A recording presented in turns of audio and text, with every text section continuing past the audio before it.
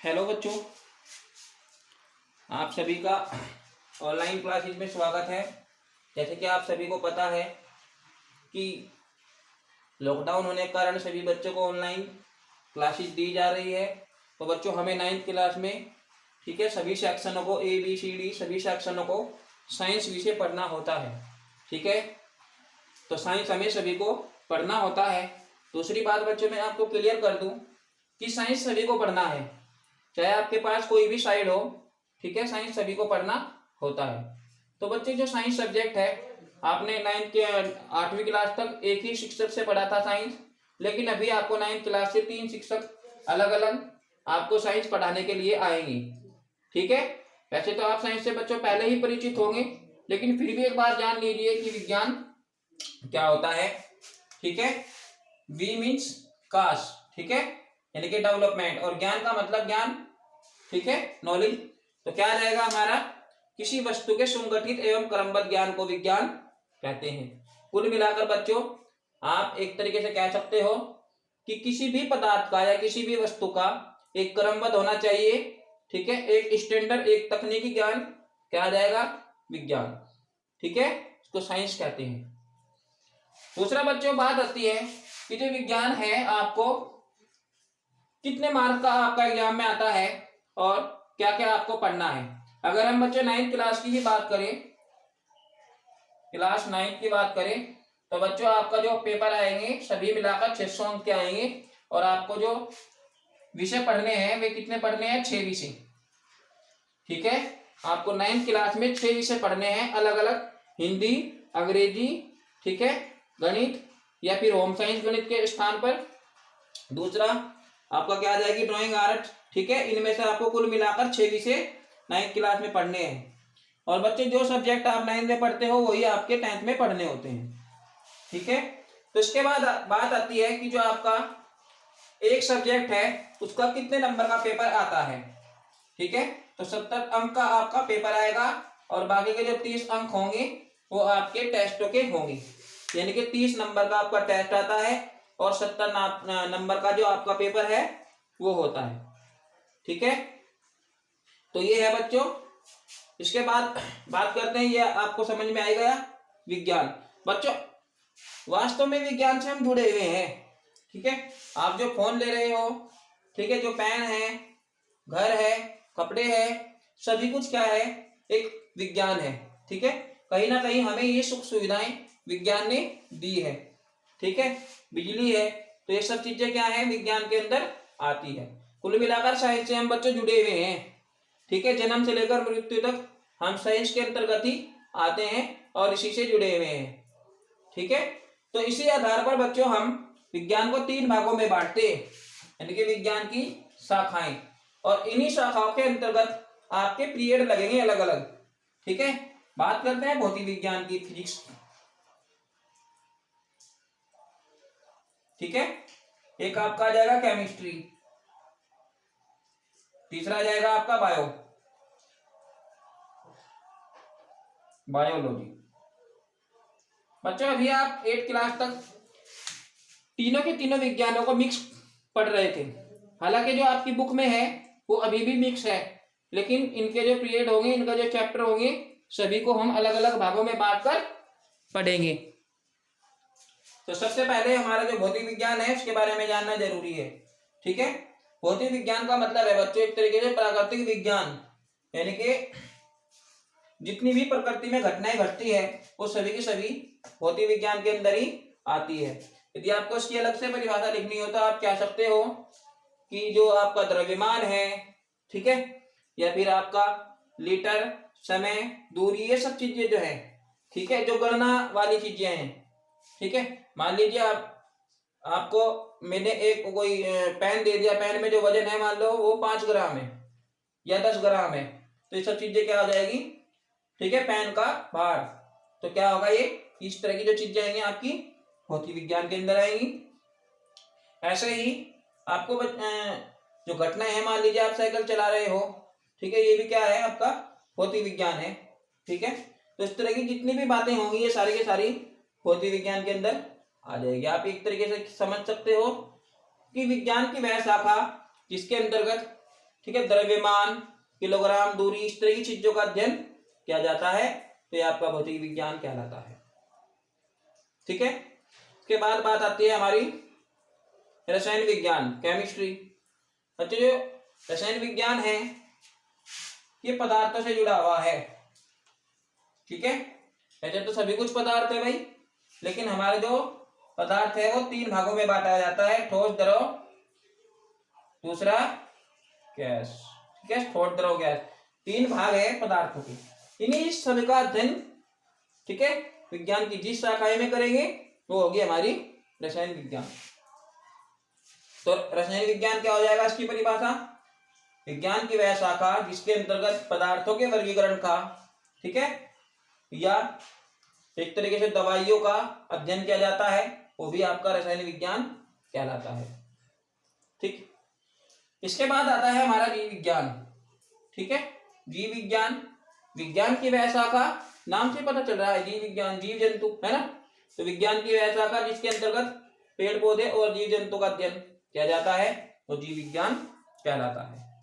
ठीक है, इसके बाद है हमारा जो जीव विज्ञान है उसका टेस्ट भी 10 अंक का होगा, केमिस्ट्री का भी 10 अंक का होगा, जो आपका भौतिक विज्ञान है उसका भी 10 नंबर का टेस्ट आएगा।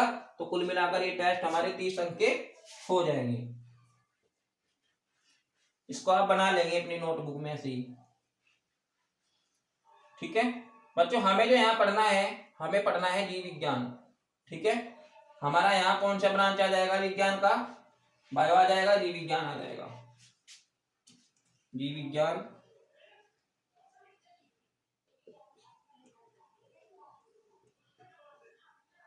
ठीक है, विज्ञान की वह शाखा है कि वह शाखा जिसमें पेड़ पौधों एवं जीव जंतुओं का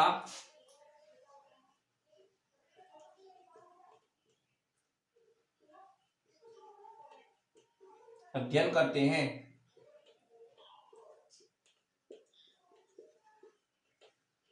ठीक है, जीव विज्ञान कहलाता है।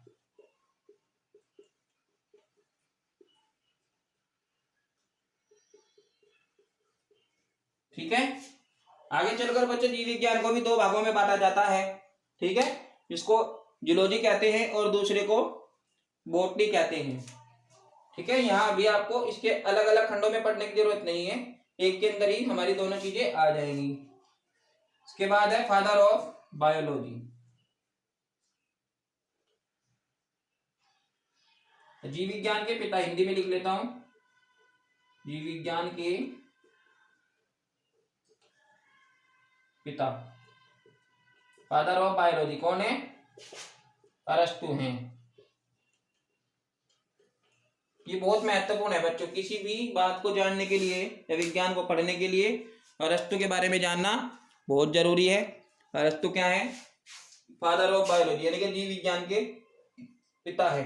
बच्चों इन्होंने दरअसल जीव विज्ञान यानी कि जीव जंतु पेड़ पौधों पर सबसे ज्यादा अध्ययन किया था, इसीलिए इनको जीव विज्ञान का पिता कहा जाता है। तो अब चलते हैं बच्चों, हमारा जो मुख्य चैप्टर है वो कौन सा है, हमारा जो मुख्य चैप्टर होगा बच्चों, संख्या होगी इसकी चैप्टर 5। ठीक है, जीव की या जीवन की मौलिक इकाई, जीवन की मौलिक इकाई। ठीक है, यानी कि किसी भी जीवधारी की या किसी भी पेड़ पौधे की जो सबसे छोटी यूनिट है, सबसे छोटी इकाई है। ठीक है, यानी कि हमारे जीवन का जो सबसे छोटा पार्ट है उसको क्या बोलते होंगे। ठीक है, उसको कहते हैं बच्चों कोशिका, जिसको सेल कहते हैं। ठीक है, यह है कोशिका, सेल, यानी कि जिससे जीवन बनता है। ठीक है, जिससे अंग बनता है, शरीर बनता है। मान लीजिए आपके पास ये शरीर है, ठीक है, शरीर किन से बना होगा, बस शरीर के लिए हाथ पैर आंख नाक ये सब चीजें होनी चाहिए ना, कुल मिलाकर आप समझ सकते हो अंगों से मिलकर बना है अंग, ये अंग तंत्र। शरीर किन से बना हुआ है? अंग तंत्र को मिलाकर शरीर बना हुआ है। अब ये जो अंग तंत्र है ये किससे बने हुए होंगे? ऊतकों के समूह से, ऊतक। ठीक है, ऊतक के बारे में भी हम आगे चलकर पढ़ेंगे।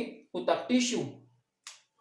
और बच्चे जो ऊतक है वो कहीं ना कहीं कोशिकाओं को मिलाकर बना हुआ है, कोशिकाओं को मिलाकर बना हुआ है ऊतक। कुल मिलाकर आप समझ सकते हो कि जीवों की सबसे छोटी इकाई को कोशिका कहते हैं। जीव की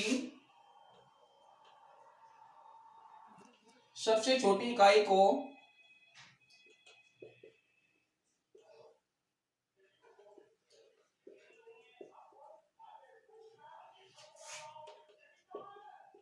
कोशिका कहते हैं। ठीक है, आप एक तरीके से समझ सकते हो स्टैंडर्ड तरीके से, जीव की संरचनात्मक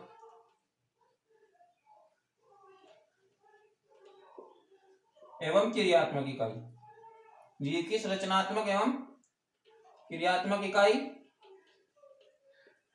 ठीक है, कोशिका कहलाती है।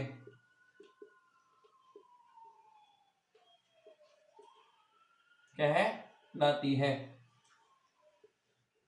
बच्चों, कोशिका के सबसे पहले जो एक्सपेरिमेंट किए उनके बारे में जानना भी बहुत जरूरी हो जाता है। Robert Hooke.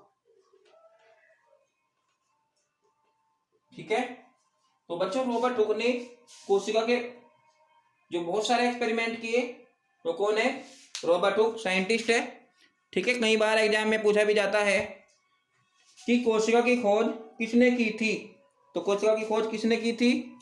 रॉबर्ट हुक ने की थी। ठीक है, तो ये जो आपकी परिभाषा है आप इसको लिखते रहेंगे। कोशिका इंग्लिश में भी लिख लेंगे सेल, जीव की सबसे छोटी इकाई को कोशिका कहते हैं। या आप समझ सकते हो कि जीव की संरचनात्मक एवं क्रियात्मक इकाई को कोशिका कहते हैं। संरचनात्मक मतलब जब आप इसकी सबसे छोटी संरचना का अध्ययन करोगे तो कोशिका का ही अध्ययन करोगे। और शरीर में जितनी भी घटनाएं होती है वो कहीं ना कहीं क्रियात्मक, यानी कि जितनी भी क्रियाएं होती है तो क्या है, वो भी कोशिका के अंदर ही संपन्न होती है। तो इस तरीके से ये हमारा कोशिका है। ठीक है, अभी हमें कोशिका के जो बहुत सारे भाग हैं कोशिका के भी, उनके सभी के बारे में हमें पढ़ना है। इसके आपको कुछ फोटोज प्राप्त हो जाएंगे, वे आप अपनी कॉपी में जो है नोट कर लेंगे। ठीक है, इस तरीके से होती है बच्चों कोशिका। बाकी इसका वर्णन हम नेक्स्ट वीडियो में करेंगे। ठीक है, तब तक आप इसको करिए। Thank you.